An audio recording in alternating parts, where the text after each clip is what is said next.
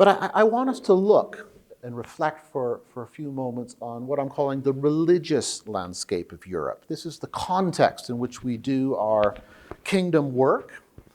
And it's quite a complex landscape we're laboring in.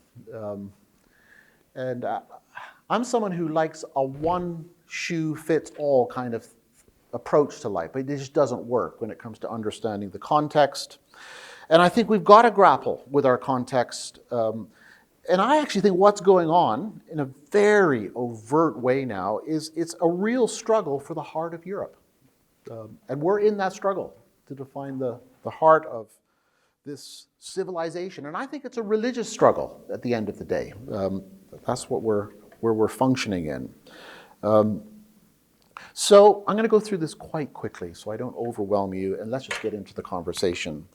I think there are three main players in the religious landscape of Europe today. So it's a simplification, but I think if we understand these three main players, it'll help us to grapple with context. So we have Christianity, we have Islam, and we have secular humanism. Those are the three main big players. Now there's a history behind this context that we're in here in the 21st century.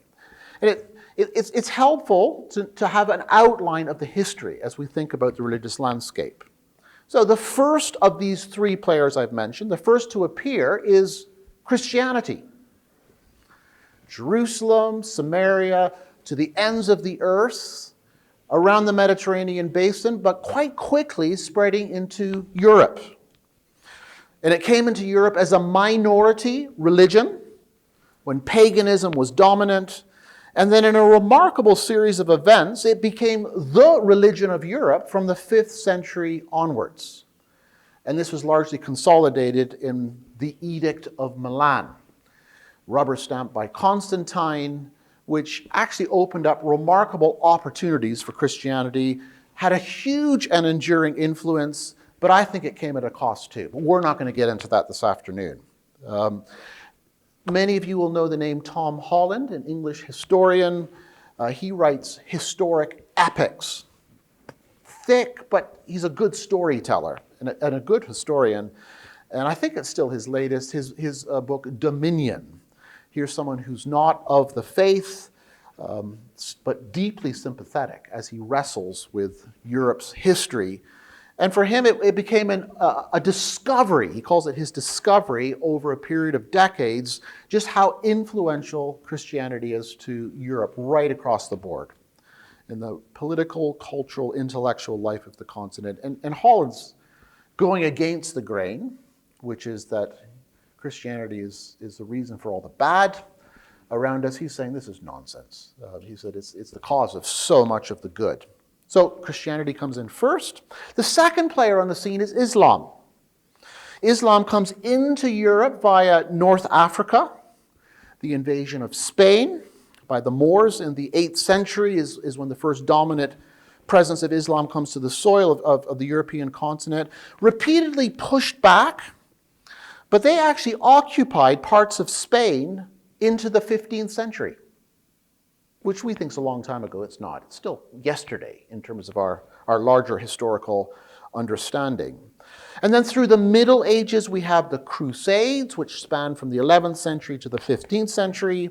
Here's a really brutal contest between Christians and the followers of Muhammad. Say no more on that. And then the Ottoman Empire, which is Islamic, out of Turkey. This is a major threat to Europe for hundreds of years. And it's interesting, at the turn of the millennium, many state leaders saw Islam as a threat to European states.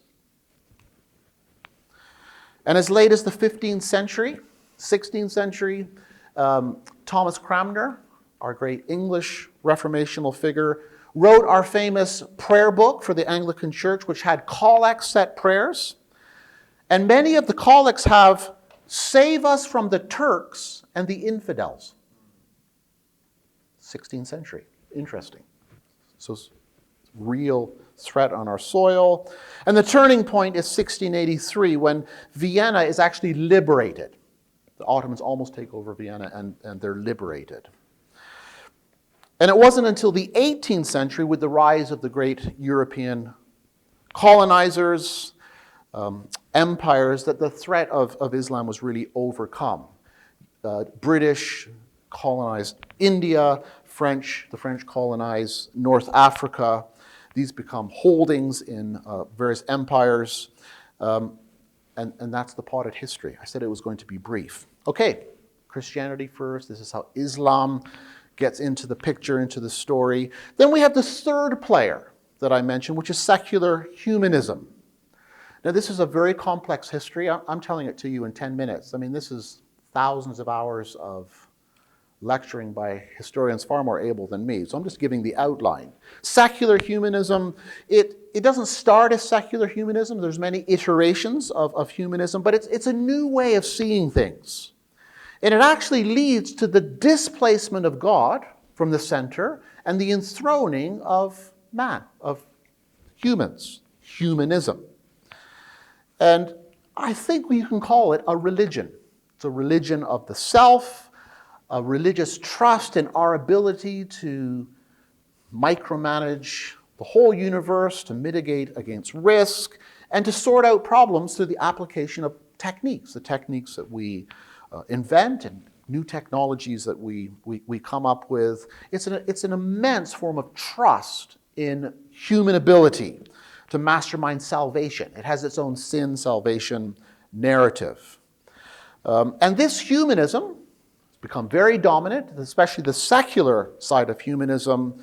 And this has actually really displaced Christianity. Now, it's still a fight. Tom Holland says it's not as bad as you think it is. I here don't agree with Tom Holland. He says because the roots are Christian, every form of secularism is just a bastardized child of Christianity.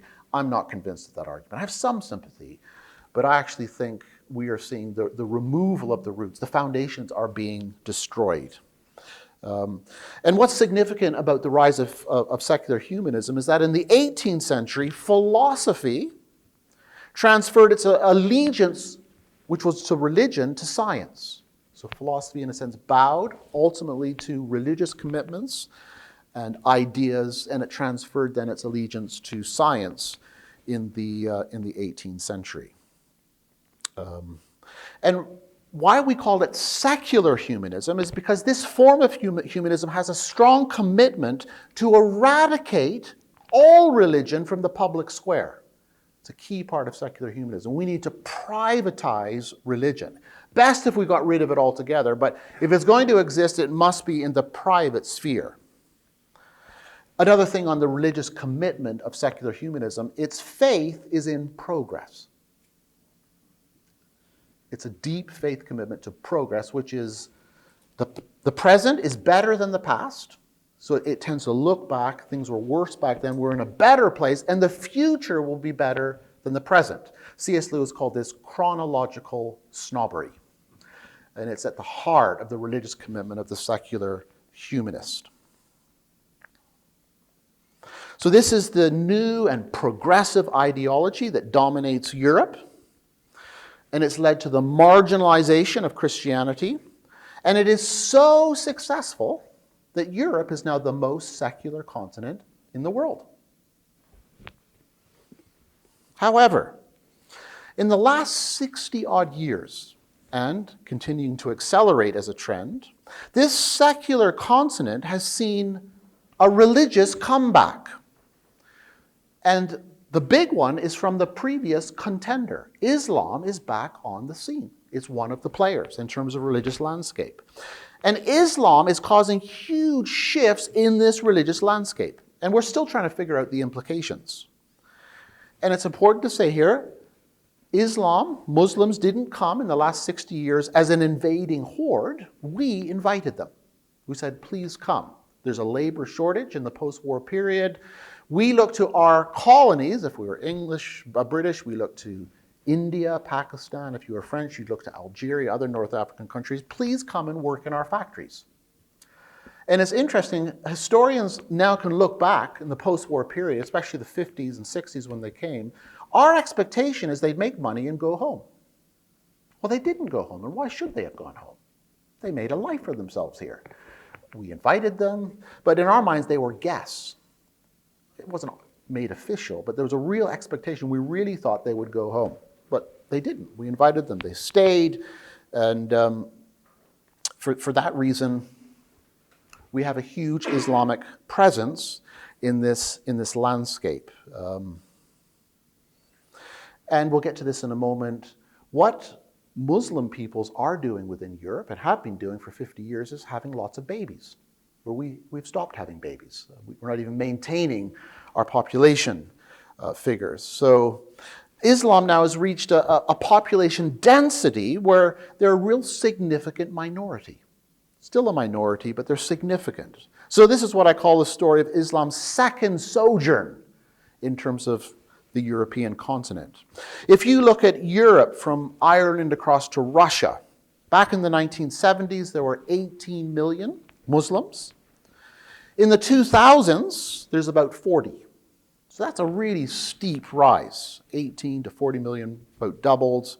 Interestingly enough, Russia has the largest Islamic population, between 10 and 14%.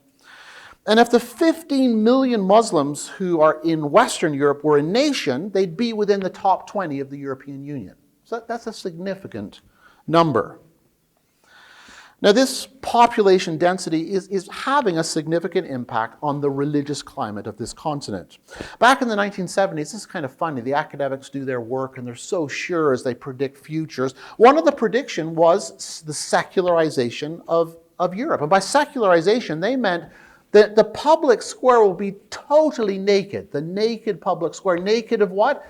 Shorn of all religions. There'll be nothing of a religious dimension within the public square. Secular humanism will rule, but the fact is, it doesn't. Religion is in the mix. Just keep your eyes and ears open for newscasting about European events. So much of it is around religion. The dream of the naked public square really, really failed. Another change that's occurred in the last 20 years, which is really important to grasp, is a change of identity in terms of being Islamic here. Back in the 60s and 70s, new immigrants defined themselves by the country they came from. So my wife comes from Bradford in West Yorkshire, the north of England. About half of Bradford comes from Pakistan. And I remember when you get in a conversation, they'd say, I'm Pakistani. You ask them about. Now they say, I'm Muslim. I'm Islam. That's really significant. Really significant. It means that they're defining themselves by religion rather than by nation and race. That is a very significant thing. Crucial for our understanding of the landscape.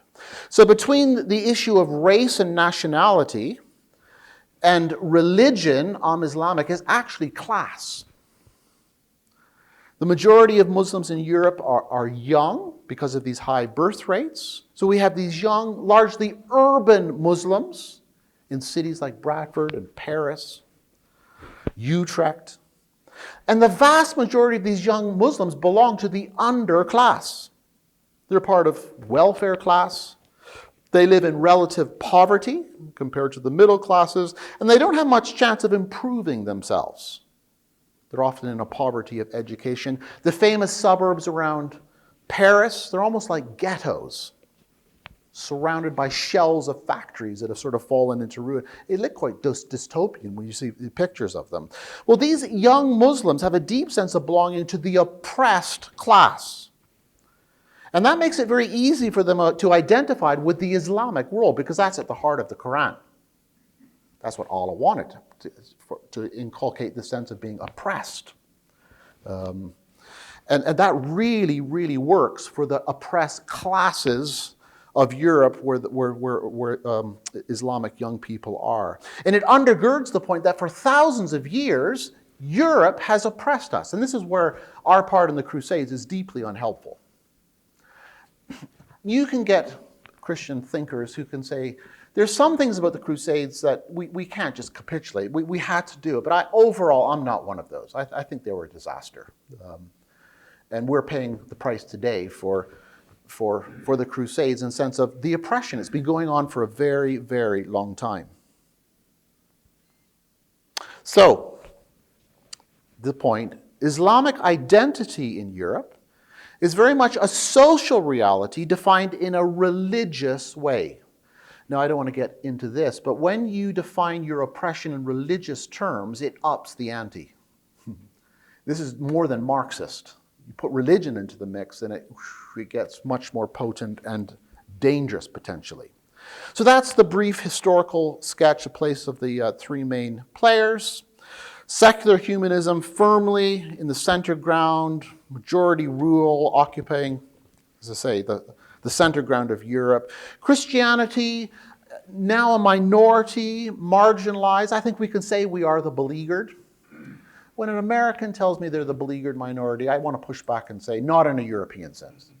It's not the same. And yeah, I think it's another subject again. I think we are entering a period of persecution. We are on the edge of that now. But in the last few decades, with this marginalization of Christianity, we've got this other presence, the blast from the past. The Muslims are back in the mix. And they're becoming more religious in terms of their sensibility with this idea of being oppressed within it. So that's a bit of a powder keg, isn't it? So let me now move on to a snapshot. Three players, brief history. So if we just take a picture right now of where it is with these three players, what does it look like? Well, I'm going to take all three quickly, talk about positive things in terms of their demography in Europe, and then look at the negative things, the things that threaten secular humanism, Islam, and Christianity, to give a picture, and we'll leave it at that. So let's start with Islam. Positive factors, in a sense, in favor of their presence and growing presence within Europe. What are the positive factors? Well, one is they have a positive demography. The numbers are good. They're having babies. They're growing. They're a growing presence. So numerically, Muslims in Europe have quadrupled between 1970 and 2000. That's huge growth. And projections into the future say they'll keep growing. Now, here's where things tend to differ amongst sociologists. At present, in Western Europe, Muslims make up 4% of the population. A little bit more than that. And there's still quite large areas of Western Europe where Islam has little or no presence. So it's not as if they're everywhere. I think looking forward to 2050, conservative estimates say the figure could go up to 15%. 4% to 15%. Here's the warning. There are people out there, a lot of them Christians, who are scaremongering. They're in a kind of hysteria about all of this, and they're using a lot of fake news. Be careful, beware. You sometimes hear, Europe is on the brink of becoming Eurabia. That's a pretty threatening idea, isn't it? And although it's very, very likely that Islamic population in Europe is going to grow, I think a lot of these predictions are crazy. And we'll see this on the other side, the negative. Their birth rates are actually declining quite rapidly now, too. So I don't like the Muslims are going to take over. And some American evangelicals have to say, love to feed that rhetoric. You got a Muslim mayor in London, and that's it. It's the start of the takeover. It's not careful in terms of what's really going on. Significant presence, a growing presence, but takeover, I think most demographers would say that looks unlikely. But who knows? We have to be careful there. There's a positive factor. The other is their high level of commitment. High level of commitment. This commitment is inspired, as I said, by being the oppressed class. They're also dispossessed, the younger generation. We've just moved from a place in Cambridge, and we were the one little Bengali community in Cambridge, and we got to know some of them quite well. The older generation still remembered growing up in Bangladesh. Younger generation had no memory of that, never visited. They were dispossessed in that sense. Now, this dispossession actually increases loyalty to Islam. And the meaning for many young Muslims isn't connected to their birthplace, as we are global Muslims, and they have this global consciousness through social media of what's happening in other places, and this sort of stirs up their sense of passion and commitment to the cause. So they have a very strong sense of belonging to something. Deep meaning is actually in belonging. The problem with secular youth is they don't have much belonging. They don't know what they belong to. They might belong to a crowd for a while, but it's very fluid, their belonging. Not with young Muslims. There's incredibly high commitment. And I think that gives Islam a presence and a vibrancy that can't be ignored. There is high level of commitment. You see this in their building projects. If you want to see religious scapes, look at cityscapes. The way Muslims have built mosques in Europe is remarkable. The first generation who came in the 50s, they didn't do much mosque building. In 1966 in the UK, there were 18 mosques. The stats for 1997 is that there are 1,000, and since then, who knows? In places like Germany, they can't even keep count. I mean, because there's been such an explosion of building mosques. So that shows the level of commitment. So they're part of the dispossessed. They're engaging social media, and it makes them part of this big narrative. And the big narrative is faith, belief, will defeat the infidels, unbelief. So it's very much part of their social identity. So there is a global Islam, largely internet generated, that gives a sense of historical consciousness. They have that. We could talk a lot about this. Western people, especially of my children's generation, are ahistorical. I mean, a movie that came out last decade was something like happened centuries ago, where our memories are so short. Muslims tend to have long memories, and that gives high levels of commitment. What about the challenges and the threats, the negative side to Islam in Europe? Well, the first is the challenge of secular humanism. One of the great questions of our continent is this. It could be one of the biggest. Will Islam survive modernity? I mean, we haven't done terribly well as Christians. You could say we're still in that struggle. Will Islam survive modernity? It's such a mighty cultural force, as we've learned as Christians through hard experience. So take the issue of demography. At the moment, Islam has it on its side, but will they still keep having high levels of babies? And now they're saying, the demographers, it's tailing off because Islamic women are going to work. So it's likely their high birth rates won't continue. And what about the moral challenge of secular humanism? Just the pressure in terms of how we view marriage and sex. My understanding is that many young Muslims are very committed, but when it comes to their morality, drinking and sleeping around, they've taken on many of the values of the secular age. Will they be able to retain their very strong view from the Quran, the subordinate role of women? I know thinkers who say, actually, if women achieve equal status, it threatens the fabric of Islam. The whole thing would really shake if that happened. Well, pressures of secular humanism, will they survive that? So will they survive the pressures of secular humanism? Sex before marriage, easy divorce, what to do with same-sex attraction. That's their first challenge right there. Can they survive secular humanism and its moral challenges? The other challenge for Islam is competing voices to define its core within Europe. Because I've been using, up to now, Islam very generically, but the fact is, like Christians, there's many brands of Islam, and they're very divided against each other. And a lot of the discussion amongst Muslims in Europe is, what is their faith meant to look like on the European continent? And lots of different voices are vying for the center. So there's an ethnic diversity of European Muslims. Those of us who aren't Islamic tend to symbolize Islam through the Arab states. We somehow put it where Allah grew up, but that's just one shade and flavor of Islam. It's fed from lots of other different streams. Muslims from Morocco, who are quite different in their sensibility than Muslims from the Middle East, Turkey, Nigeria, different forms of practicing the faith. Which one's going to define the true expression of it? And then there's lots of competing voices from abroad, Saudi Arabia in particular. The Wahhabis use the language of reformation. They actually are looking for what Luther was doing. We have to reform Islam, take it back to its roots. They're putting huge amounts of money into the reformation of Islam in Europe. And their money is building the huge mosques. Then you've got the Sunni Shiite conflict. I mean, they go to war against each other. Our religious wars did eventually die out, but theirs hasn't. Huge conflict between these two.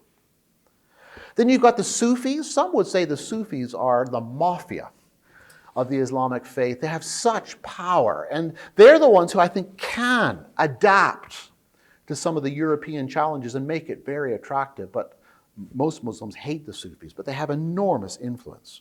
So the point is, there's a conflict again. And then there's the generational conflict. Many mosques in Bradford, where I lived for a long time, I could see the division between the older generation, who were quite moderate, and the younger generation, who were much more radical in their sensibility. The generation gap is a massive thing in the church today. It's a massive thing for Islam. So, some things that seem to favor how it could develop and grow, and other huge challenges. What about secular humanism? Let's take that one now. What are the positive factors for the future of secular humanism? And if you want me to tell you it's going to die in the next 10 years, it's not. It rules. It's completely shaped the fabric of Europe in terms of our institutions, of our thinking. Secular humanism is king. And I think despite the challenges, it will dominate Europe unless Jesus comes back or there's a revival even greater than the Great Awakening of the 18th century. I think it's going to be dominant for a long time. Now, who knows? Only the Lord knows. But don't think that this is just going to fall apart and dissipate. A lot of people say it's eating itself. I mean, the woke LGBT, you can see how it's turning against itself. But as an ideology, there's nothing to threaten it at the moment in a major way. So I don't think it's just going to roll over and die. It's king. What about negative factors? What are the challenges to secular humanism? Well, one I've already mentioned, and it's the challenge of religion. Secular humanists, I think, as they saw the momentum and as they wanted to form the future, their dream was the naked public square, and it just didn't happen. And now religion, with this Christian thing that's always been there, and it just won't go away. It won't die. And all these Christian names and Christian spires. In Cambridge, I've got a few friends who are skeptics of a very high order. Christianity's offer nothing good to the world. Well, that's interesting. Let's walk through our city again and see what Cambridge might look like without Christianity. Jesus College, let's get rid of that. St. John's, let's break that down.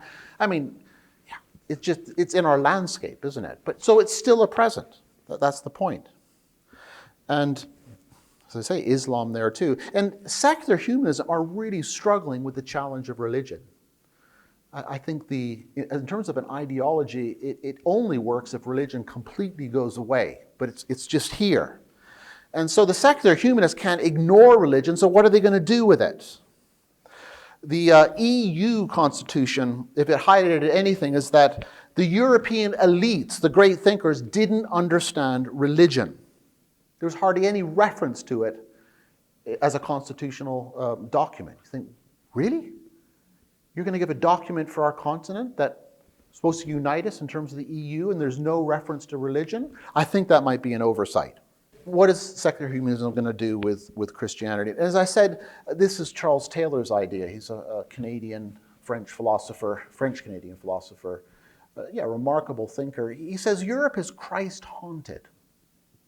We're Christ-forgetful, but we're also Christ-haunted. You walk through a town looking at street names. Americans go First Street, Second Street, Third Street. But in Europe, we have named streets. And most of those names, many of them have some kind of religious dimension to them. James Street, Church Street. I mean, how many church streets are there in Great Britain? I mean, every town has a church street. Our calendar Our calendar still reflects the Christian story. Christmas, Easter, helping us integrate time, our relationship to time, with the transcendent points that we need for meaning. What if the secular humanists come up in terms of holidays? Bank holidays. Oh, I'm so moved in my religious affections. I like a bank holiday, but it's a bit flat, isn't it? So they still use our calendar, and they can't offer anything better. That's the point. The other challenge to secularism, I wanted to talk a little bit more about the nature of liberalism within secular humanism, but there's a crisis of liberalism. There are so many threats to liberty today. So on the one, the secular humanism is desperate to keep liberty at the center. That's where they are the bastard stepchild, because they got their ideas of liberty from Christianity. They took it from us, but how do they maintain liberty? So free speech today. We are seeing free speech legislated out of existence in the interest of liberty. It's a bit of a contradiction. So I think secular humanism tends to say it's libertarian, but actually its liberties are being destroyed. I happen to have a fairly dark sense of the future. We are going to quickly lose our liberty because secular humanism can't stand up to the threats. It doesn't have a basis for maintaining liberty. Right, let's leave it there because I want to get into the discussion. Finally, Christianity. When I say I'm going to leave the secular humanists behind, what about ourselves, Christianity in Europe? Let's start here with the challenges and threats. Start with the negative, but we're going to end on a positive. Not because we're given to positivity, which is the new religion of our times, because we have real positives to state. But let's do the negative first. The negatives, well, one is declining numbers. The trends in Europe are steadily downwards in terms of vibrant Christians who are part of churches. And this downward trend has been catastrophic. I mean, our continent is littered with beautiful buildings that are empty. Our little village we just moved to near Cambridge, this gorgeous big Anglican church in a tiny agricultural village with 7 people on a Sunday, all of whom are very old.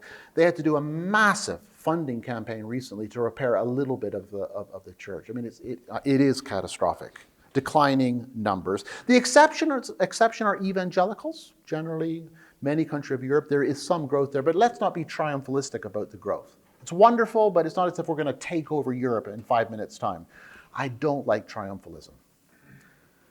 I like the fact that we can be triumphant in Christ and his promises, but this is not a moment for evangelical triumphalism. These are hard times we're in. So declining numbers. The other is the prevailing story in the media, in the sphere of the social sphere, that Christianity is the bad boy of Europe. We are responsible for all that is bad. There is a creed out there, and I know this working in Cambridge amongst lots of academics and skeptics. It's ABC, anything but Christianity. And here's where, I think the persecution is beginning. Different European states have different laws, but there are things which I think we must say publicly, and yet you're in church ministry. You begin to tremble now, even in a church, for stuff we would say, if someone's in the back hearing this, I could get in trouble for it. On issues around sexuality and gender, obviously, but I think other issues too, in terms of public discourse, if we can call it that, it's harder to do it. But the point is, we are caricatured as the producers of all things bad. Bam, bam. Secular humanism, and this goes way back, it's actually a deliberate ploy of philosophers in the 18th century. They reconstituted the creation, fall, redemption story. Creation of something beautiful and good was the age of the Greeks and Romans. That's the golden age, when people thought straight, created beautiful art, came up with republics and democracies. And then the fall happened. And what's the fall? Christianity, the Edict of Milan, bringing on the Dark Ages. That's how the story spun. The Dark Ages, which we're responsible for, the Catholic Church. And redemption is in the Enlightenment, which is the rise of the secular humanists. Well, we know the story, creation, fall, redemption, but that's twisted it up a bit, hasn't it? And it makes us the bad people. What we're doing in Cambridge with Christian Heritage is historical apologetics. Cambridge is a great place to do it. Rise of Modern Science, Cambridge. Let's go to Cavendish Laboratory and talk about the rise of science. Oh yeah, he was a Christian. Social reform. New liberals see themselves as the social justice warriors. Oh, let's tell a story here. Yeah, that guy there, just outside of St. John's Chapel, that's Thomas Clarkson. Yeah, he's the real father of the social reform movement, the humanitarian movement. Yeah, he abolished slavery. He did all the research. Oh, that guy over there who went to St. College, his name's William Wilberforce. Let me tell you his story. It's so powerful. And you know, secular people go, wow. Educated people, I didn't know these things. History, I think we can use quite positively, because there's some things that no historian can revise in terms of historical understandings. Okay, those are the negative factors. What about the positive ones that favor our future? Well, the first is the promise of God. I will build my church, and the gates of hell shall not prevail. That's the hope. The Bible is full of promise. His glory will cover all the earth. There's no place for a Christian who's crying into their teacup in despair about how bad things are. Now, no positivity. I think things are worse than we really think they are. But as Simone Weil said, there's no better time to live than when everything is falling apart. Because we have a hope. It's a real promise. He's never broken a promise, and he has promised that his kingdom shall prevail. Now, we might have different interpretations, I'm sure, about how the end is going to work out, but it's going to be a good end. When I was a pastor in my 20s in Bradford, I had a group of young Muslims that I was talking to, and I finally got one to read the Bible. He said, okay, I'll read your Bible, because all the criticism, you guys believe in three gods. Well, just read the Bible, see if it says that. Finally, this guy's bright. He said, okay, I'll read your Bible, so I gave it to him. Didn't see him for a month, and we got together and had a chat. I said, how are you doing with the Bible? He said, I'm actually really enjoying it. Well, that's surprising. What are you reading? He said, yeah, I've been reading Revelation. And I thought, oh. My one caveat should have been, read any book in the Bible, but don't read Revelation, because even Christians don't understand it. So I said, well, why are you enjoying it? But I knew this, but he said, I love science fiction. And he said, the fact that there's something that approximated science fiction I found interesting, but he said, it was just so clear. Clear. I said, I know great biblical scholars will take on any book but Revelation. He said, it's obvious. It just says you guys are going to win. That's what Revelation says. We're going to win. We miss it in all the detail. That is the message that we're meant to take away from the reading of Revelation. We have to hang on to that. Everything to be positive about. Christ will restore his glory. Here's where we are. We're the first continent to Christianize, de-Christianize, and the need now to be re-Christianized. It's never happened before. So we're in new space. But that makes it a little bit scary. But what is the re-Christianization of this? My view is the Southern Hemisphere. Africa, Asia, revival. As dark as it is here, what's going on there is amazing. There's an Indian bishop here. I said to my wife the other day, I had breakfast with a bishop. That sounds pretty impressive, doesn't it? 10 years in what he called the missions graveyard, the missionaries' graveyard, and he just persevered. 10 years, 3 conversions with many death threats, knives to the throat, his throat to the throat of his wife and daughter. He's here at this conference. Now he's at 800 churches and almost 20,000 converts. In the last 20 years. Absolutely remarkable.